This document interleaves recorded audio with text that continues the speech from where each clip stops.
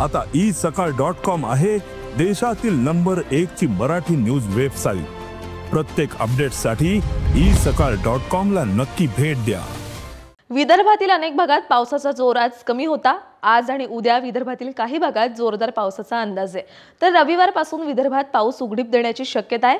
मराठवाडा, मध्य महाराष्ट्र, खानदेश आणि कोकणातही पावसाचा जोर कमीच राहील असा अंदाज हवामान विभागाने दिलाय। दक्षिण झारखंड आणि परिसरावर असलेले चक्राकार वारे उत्तर छत्तीसगड आणि परिसपर्यंत वाहत आहेत। मान्सूनचा आस असलेला कमी दाबाचा पट्टा म्हणजेच मान्सून ट्रफ बिकानेर, देवमाली, हमीरपूर, दौलतगंज, जमशेदपूर, दीघा ते ईशान्य बंगालच्या उपसागरापर्यंत आहे।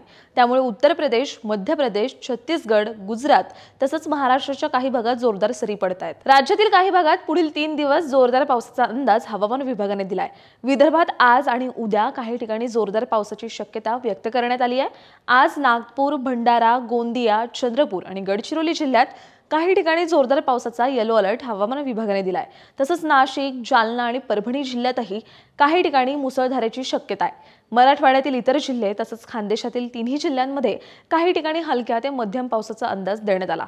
मध्य महाराष्ट्र आणि कोकणातही काही ठिकाणी हलक्या ते मध्यम पावसाचा अंदाज देण्यात आलाय। उद्या विदर्भातील अमरावती, यवतमाळ, नागपूर, चंद्रपूर, भंडारा, गोंदिया आणि गडचिरोली जिल्ह्यात काही ठिकाणी जोरदार पावसाची शक्यता हवामान विभागाने व्यक्त केली आहे। जळगाव, छत्रपती संभाजीनगर आणि जालना जिल्ह्यातही काही ठिकाणी जोरदार पावसाचा येलो अलर्ट हवामान विभागाने दिला।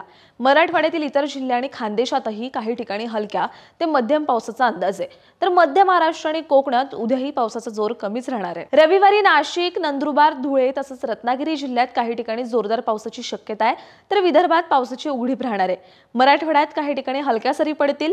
सोमवारी कोकण आणि मध्य महाराष्ट्राच्या घाटमाथ्यावर काही ठिकाणी जोरदार पावसाची शक्यता आहे। खानदेश आणि मराठवाड्यात काही ठिकाणी हलक्या सरी पडतील। तर विदर्भात पावसाची उघडीप राहील असा अंदाज हवामान विभागाने दिलाय। अशाच हवामान अपडेट्ससाठी ॲग्रोवनला सबस्क्राइब करायला विसरू नका।